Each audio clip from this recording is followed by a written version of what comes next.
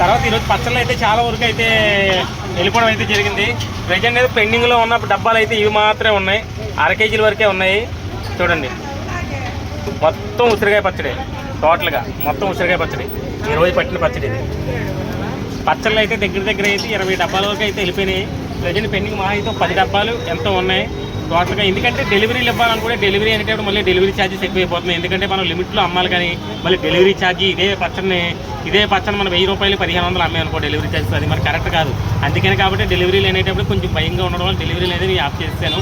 లోకల్లో ఉన్నంత వరకు మాత్రమే ఇస్తాను. నేను విజయవాడ సరౌండింగ్లో ఎక్కడైనా ఇస్తాను నేనైతే మాత్రం, అది మాత్రం అవైలబిలిటీ. చూడండి, బూందీ అనమాట. పండగ ఉంది, పండగకి అయితే మంచి ఐటమ్స్ అయితే ఉంటాయి మన దగ్గర. ప్రజెంట్ ఇది అయితే బూందీ. స్నాక్స్కి అయితే మాత్రం చాలా బాగుంటుంది.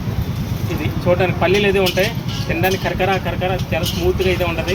బూందీ అయితే ఆర్డర్ చేయండి, మీకు అయితే ఇస్తాను నేను. సూపర్, చాలా బాగుంది. Thank you.